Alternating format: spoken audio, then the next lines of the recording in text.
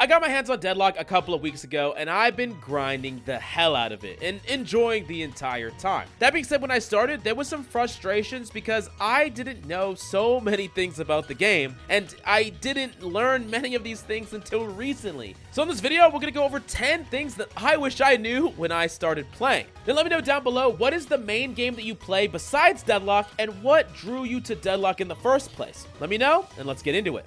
Now, the first one is kind of a simple one, but I played 20 games without knowing it, and it's the fact that Slide gives you infinite ammo. This is actually crazy because there's so many times that I wish I could have had a little bit more ammo, and there's also little sections of the map where you can constantly slide down stairs over and over again while shooting mobs or the tower, and you're going to be able to be more efficient with your ammo altogether.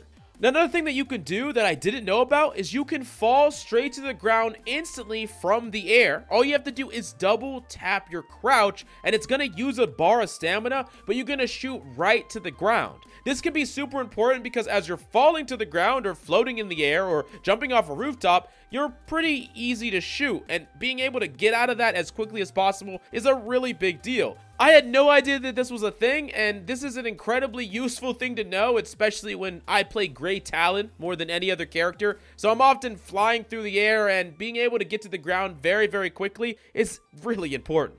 Now, the third thing I wish I knew was how souls duplicating worked. I had no idea what duplicating meant or splitting meant, and until recently, I didn't know at all. So this is how it works. Before the 10-minute mark, if there are 2 people in a lane, then the souls will duplicate, meaning that every person that you kill, every mob that you kill, will give souls to you and souls to your teammate. You will not get less souls than someone in a solo lane. You will get the same amount of souls because those souls are indeed duplicating. But after the 10-minute mark, this is no longer the case, and you will actually split the souls. They will not duplicate, so there is less incentive to be in the same lane with 2 people. And if you want to catch up on souls or something like that, oftentimes you would rather solo lane or go kill mobs somewhere else. Now, once again, if you're within that 10 minutes and there's 3 people in the lane, then the souls will duplicate and then split. So there will be double as many souls, and then they'll get split between 3 different people, meaning every individual person will get less souls. And this also means that within the first 10 minutes, you should ideally not have 3 people in the same lane because you're getting less effective souls. And there was another lane that they could be in to get more souls overall as a team. Now, of course, they could dip in temporarily to do a gank or something like that, but I'm saying in general, for actually laning and farming the mobs, 3 people in the same lane within 10 minutes, not the greatest idea.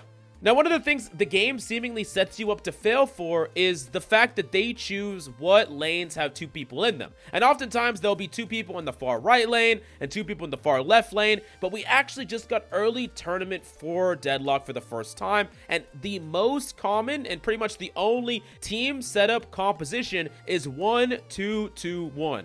Meaning that the middle 2 lanes are the only lanes that have 2 people in them. And this one makes a ton of sense for a lot of reasons. Number 1, when there are 2 in both of these lanes, you can easily gank the outside lane, and you can help the other lanes as well really, really easily. If you have 2 people on the far right and 2 people on the far left lane, then if you want to help someone that's 2 lanes away, it's a little bit tricky, and you often do want to help someone because you have 2 people in your lane, and it gives you more options being able to stabilize the middle. And especially when we talk about the teleporters in a second, you'll know that having these 2 in the middle lanes is going to be most optimal most of the time. While it is still incredibly early and we might see some mix-ups here and there down the line, for now, it seems that if you get put in a lane with 2 people in like the far right or the far left, it would be better for one of you to dip to one of the mid lanes and double up there. Now, I did mention the teleporters, and this is something that I just didn't really use or know for the longest time when I played the game. There are little arrows on the map that you can use to teleport you to the opposite end of the map. This is really great whether or not you're trying to go regroup with your team or go farm a missing lane. This is fantastic, and these teleporters are a little bit out of the way, but really easy to use. All you have to do is wait in them a couple of seconds, and you get to teleport to the other side. So make sure that you use these and know that they're there, because using these to get across the map is way better than having to go back to spawn and getting out of the fight completely. Now, I did want to mention the secret shop because some people don't know this exists. There's a secret shop that is located right around here that doesn't close down no matter what happens on the map. Guardians could go down or anything could happen, and the secret shop will remain open. And it's one that both teams can use, so it's really, really important to keep track of. But just keep in mind that if you're shopping here, enemies can come behind you and basically just kill you for free. And you can often camp these as well to trap enemies or kill them if they aren't suspecting you. So yeah, be really, really careful around these. I would say know what you're going to buy before you even go into the secret shop so you can be in and out of there as quickly as possible. Now, speaking of buying, I know that this game can be really daunting when you're first trying it because you don't know what to build, you don't know how to build your character, and that's where Browse Builds comes in, which is one of my favorite features that they brought over to this game from Dota, and it allows you to look at what the most liked and popular builds are. They typically have definitions, and people have put builds together and explain what to buy in certain intervals of the game that you can use as a mold and a guide to figure things out for yourself. It's something that you're not going to want to use forever, but it is something that you can use and look at so that you can build something that you know is at least reasonable and you can see why certain items are in that build. And then eventually you can start to notice which items of those you prefer and start to carve your own way with your own build, or maybe even just change a couple things here and there. But I really do love this feature, and it's something that I wish I would have known right off the bat because I was honestly just stumbling around for a while, and yeah, that didn't go too well. Now, next up is the urn, and I didn't realize how strong the urn was to capture, and I wasn't even trying for it. So if you grab an urn from one side and bring it to the other, you can actually get a crazy amount of souls. But the thing about it is when you grab and move the urn, whether it's you or the enemy, you cannot shoot while you have that urn. You have no capability to shoot, and whether you or the enemy have it, there is going to be a square that's red that tells you or the enemy that someone is bringing it to that location. So when you see the red square, you know someone's coming, and you can potentially hide for an ambush to kill them on the way to deposit the urn, and then do it yourself. Or when you are going to go deposit it, you have to keep in mind that enemies know that you're going there, so unless they're all dead, you would ideally want people to actually come with you and do some protect the president and allow you to actually deposit the urn. Then number 8, this one's a pretty simple one, but also very important. There's actually a heal minion in the lane, and one of the biggest mistakes that a lot of players make is they often will leave the lane over and over again. They're afraid to die, so they'll just leave the lane and try to come back, leave the lane, try to come back, and they'll do that really often. The problem is, the more you leave the lane, the further in souls you'll get behind, more and more and more, so you want to stay in the lane as much as possible, and that's where this heal minion comes in. If you can constantly threaten the enemy heal minion and then just walk the lane with your heal minion, you can actually get a lot of your health back over time. Combine that with a couple items that give you lifesteal or things like that, and you're rarely going to need to go back to base, if at all. You can use the shops to buy your items, and you're never going to have to go back purely to heal, which is typically one of the worst things that you can do over the course of a long game if you do it too many times.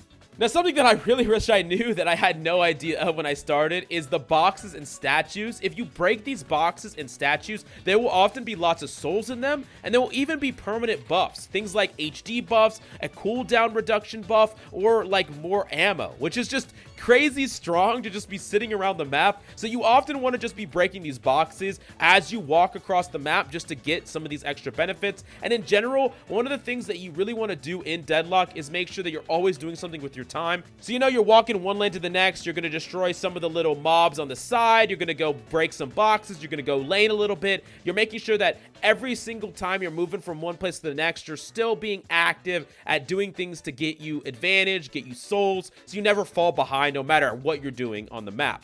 Now, the next one we got to talk about is pretty simple, but actually really important, is holding Alt plus clicking an enemy portrait pings them as missing from lanes. This is a really simple thing to do, but one of the best pings you could possibly do. I actually saw this tip on Reddit, and I had no idea this was a thing. It's so freaking great, and I would definitely suggest you doing it more often. Now, there's one more tip and thing that I wish I knew that I have to give you because it's so important, and it's the idea of playing around win conditions. Now, win condition is the thing that is needed to win a whole team fight, right? And they typically can come in the form of a strong player or an ultimate. So first off with the players, if you have a strong player on your team, look at your team, who is the strongest person? That person needs to be active in your team fights. If you're taking a team fight without your strongest player, then you're most likely making a mistake. You want your strongest player to be in that fight because they are often your win condition to win that fight. Now, in the same vein, if their strongest player is inactive, like they're across the map or dead or whatever, you can be way more active and way more aggressive at forcing a team fight because their win condition is not around.